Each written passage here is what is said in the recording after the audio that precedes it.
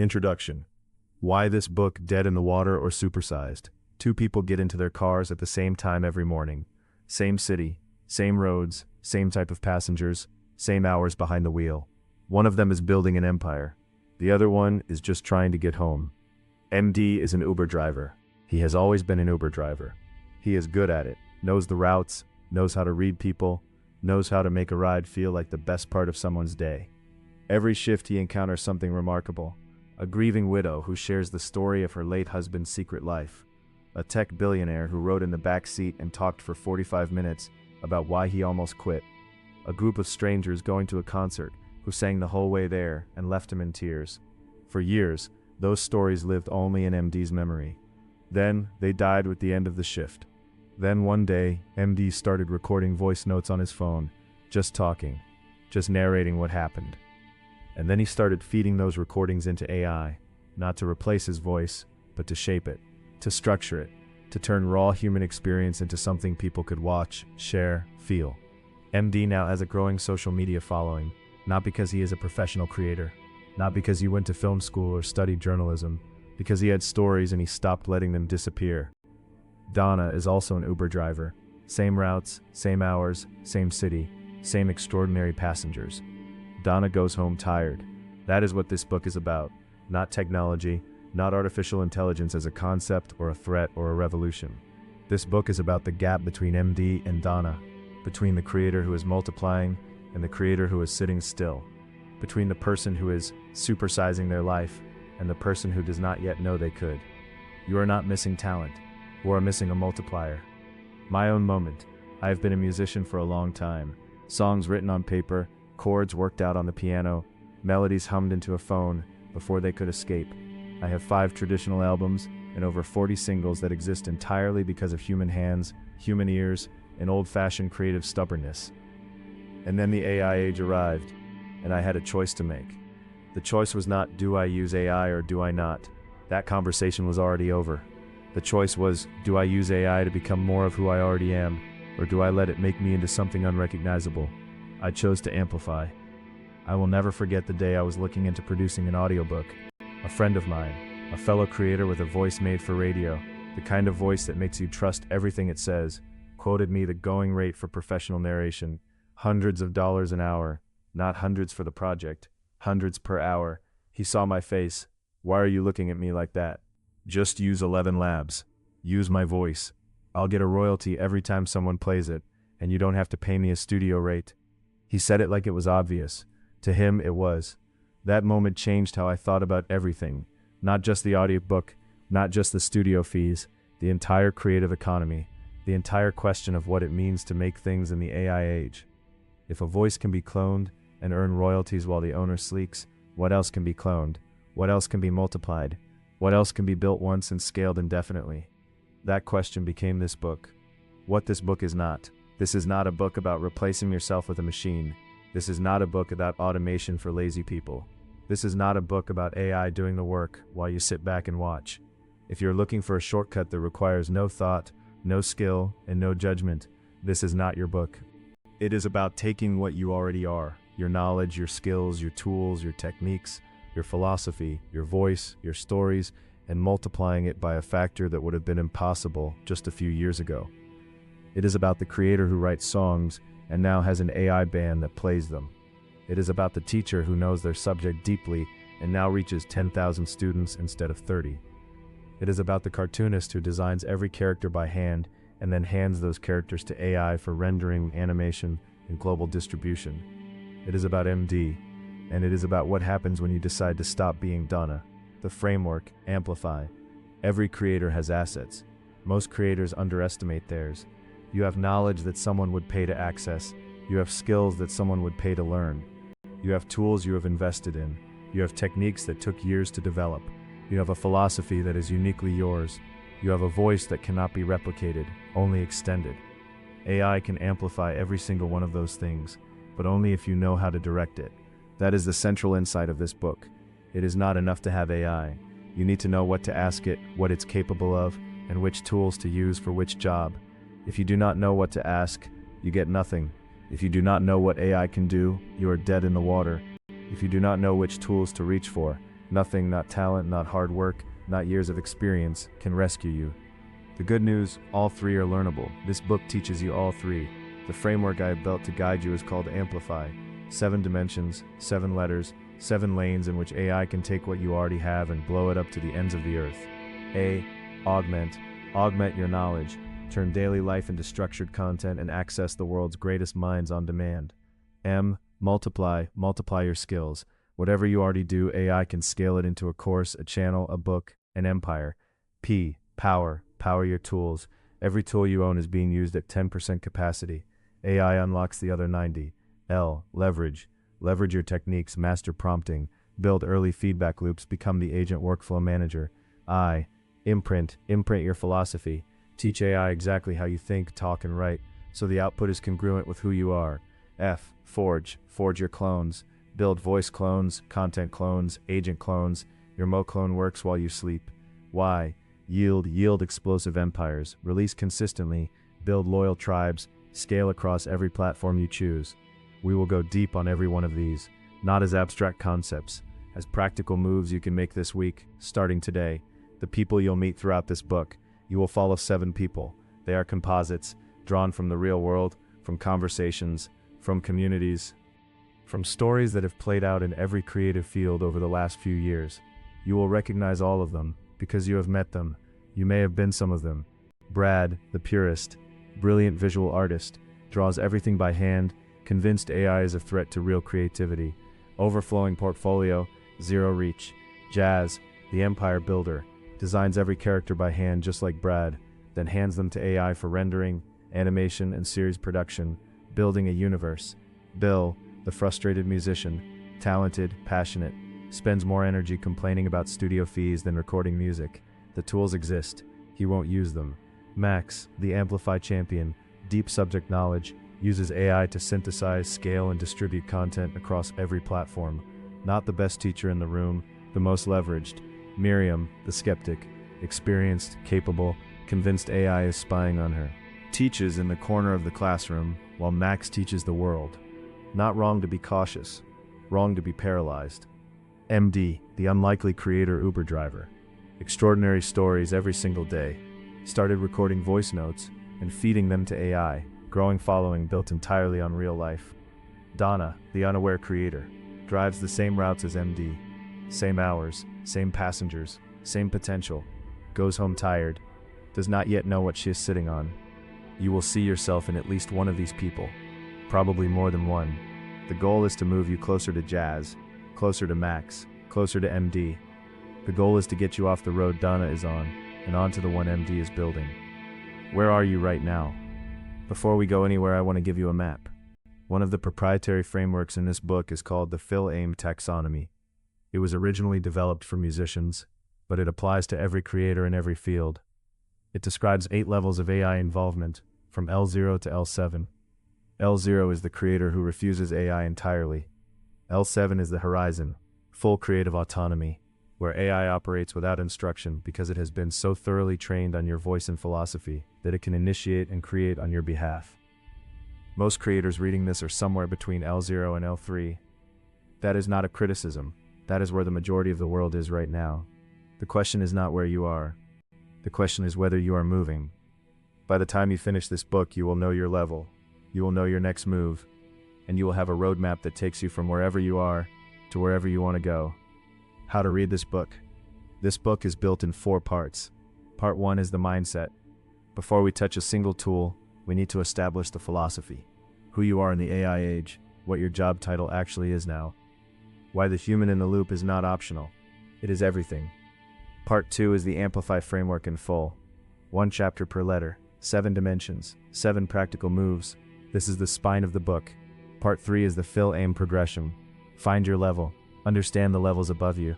Build the habits that move you up the ladder. Part 4 is where we go domain by domain across 16 creator categories. Music, video, animation, education, social media, gaming, live streaming, AI avatars, and more. This is where the practical rubber meets the creative road. You can read this straight through. You can also jump to your domain in Part 4 and work backwards. Either approach works. A framework will still be there, holding everything together. What I ask is this: wherever you enter, bring your whole self with you. Your knowledge, your skills, your tools, your techniques, your philosophy. That is the raw material. Amplify is the multiplier. Let's get to work. Phil, thecreatormusicspiration.com. Net Chapter 1, Part 1, The Multiplier Mindset. You are the IP. The factory needs the raw material. You are the raw material. Brad and Jazz grew up together. They went to the same art school. They had the same teacher. They were both told by that teacher that they had gifts, that their character work was expressive in a way that could not be taught, that their line quality had personality baked into it, that the people and creatures they created had life in them before they were even finished. That teacher was right about both of them. Today, Jazz's characters are being animated. Her universe is expanding. Her IP is generating income from licensing deals she never would have been able to pursue without AI handling the production side of her work. The characters she creates on paper, every single one of them drawn by her own hand, are living in the world at a scale she could not have achieved alone. Brad's characters are in a drawer. Beautiful, extraordinary, technically accomplished characters. In a drawer that nobody has seen. Here is what Brad believes: that the character is the work, that if he hands it to AI for rendering or animation, he is handing over the creative act itself, that the integrity of the art lives in the hand that made it. He is not entirely wrong about that, but he has confused two things that are not the same: the creation and the production. Jazz made the same characters Brad made. She did not outsource her creativity. She did not let AI invent her style or design her world. She imprinted her philosophy so deeply onto her production process that the output is still unmistakably hers. She handed the production to AI because the production is not the point. The character is the point. Brad thinks he is protecting the art. He is actually just protecting it from being seen. The Mickey Mouse principle. Let me be direct about something that confuses a lot of creators. When Disney used AI tools to generate new versions of their characters, to let animators explore what Mickey Mouse or a Pixar character might look like in a new scene, a new world, a new context, some people said that AI was creating Mickey Mouse. That is not what happened. Mickey Mouse was created by a human being with a specific vision, a specific philosophy, a specific set of creative decisions that built a character so distinctive he has been recognizable for nearly a century. AI can render Mickey Mouse, AI can animate Mickey Mouse, AI can place Mickey Mouse in any setting you describe. AI did not create Mickey Mouse. You cannot instruct AI to invent something that is genuinely new in the way that first creative act is new. You can instruct AI to extend, to render, to produce, to scale, to distribute. But the origin, the idea, the character, the vision, the philosophy, that comes from a human being. That human being is you. You create the character, you create the system, you create the storyline, then you instruct AI to be the actor. You are the director. AI is your cast, and they never ask for a day rate. This is the most important thing I can tell you in this entire book. You are the IP. Your voice is the IP. Your philosophy is the IP. Your stories are the IP. Your style, your idiosyncrasies, your way of seeing the world and turning it into something other people want to experience. That is the intellectual property that no AI can generate, replace, or own. AI is the factory. It is an extraordinarily powerful factory, but a factory without raw material produces nothing. You are the raw material. The two mistakes that keep creators stuck in the AI age. Creators tend to make one of two mistakes. Both are expensive. Mistake 1, thinking AI is a replacement. This is Brad's mistake. He believes that if AI is involved in the production of his work, so he opts out entirely. He keeps everything in the drawer. He protects his integrity at the cost of his reach. The irony is that the creators who worry most about AI replacing them are often the ones whose creative vision is most irreplaceable. Brad is an extraordinary artist. His instinct to protect that is not wrong. His method of protection is catastrophically wrong. Protecting your creativity does not mean keeping it away from tools. Tools have never threatened real creativity. The printing press did not replace writers. Photography did not replace painters. Recorded music did not replace musicians. Every tool that seemed like a threat turned out to be an amplifier for the creators who understood how to use it. AI is no different. Mistake 2, thinking AI is a substitute for judgment. This is the mistake that produces what people call AI slop. AI slop is not caused by AI, it is caused by absent creators. It is what happens when someone points AI at a task, accepts the first output without question, and publishes it without checking whether it sounds like them, whether it is accurate, whether it has any value to the person who is going to receive it. The tool is not the problem. The absent human is the problem. Think of it this way. If you hire a brilliant assistant and then never check their work, never give them feedback, never tell them what you actually need, the output will drift. It will become generic. It will sound like a template, not a person. AI needs the same thing a great assistant needs: clear direction, consistent feedback, and a human being who is paying attention. The human in the loop is not optional. It is the entire point. What you actually own. I want you to do something before you read the next paragraph. Think about what you know, not what you went to school for necessarily, what you actually know from living your life, doing your work, going through your experiences, the things you could talk about for hours without running dry, the things people come to you for, the things you have figured out the hard way. Now think about what you can do. The skills that are in your hands, your voice, your muscle memory, the things that took years to develop and that you now do almost without thinking. Now think about the tools you have invested in, the software, the instruments, the platforms, the equipment, the things you have spent time learning and money acquiring. Now think about the techniques you have developed, your process, your method, the way you approach problems, the shortcuts you have found, the systems that work for you and for nobody else in quite the same way. All of that is yours. All of it is IP. Most creators have never thought of it that way.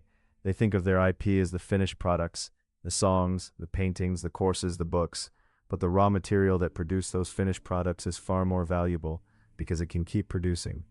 Now here's the question: what are you doing to amplify it? Donna's gold mine. Donna has been driving for 6 years. She knows more about human nature, about grief, ambition, loneliness, joy, courage, and the strange things people say when they think a stranger is not really listening, than most novelists. She has never thought of any of it as IP. She goes home tired and starts again tomorrow. Donna is not unique. Most people are Donna. Most people are sitting on a gold mine they cannot see because they have never been told to look at their life as raw material. That is what Amplify does. It gives you the framework to look at everything you are and everything you have and ask what AI can do with it. Teaching AI to be you. There is a concept I use called the Mo clone. It is not a gimmick. It is a practical workflow that changes what it means to operate as a solo creator. The Mo clone is a version of you that exists inside your AI tools, trained on your voice, your philosophy, your writing style, your knowledge, your creative standards, your way of solving problems. It is the difference between asking a stranger to write for you and asking a colleague who has worked alongside you for years. Building a Mo clone takes time. It takes intentional training.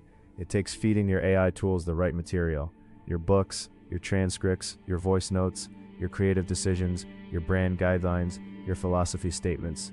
It takes checking the output rigorously until the output starts to pass the test. Does this sound like me? But here's what it gives you. It gives you scale without sacrifice.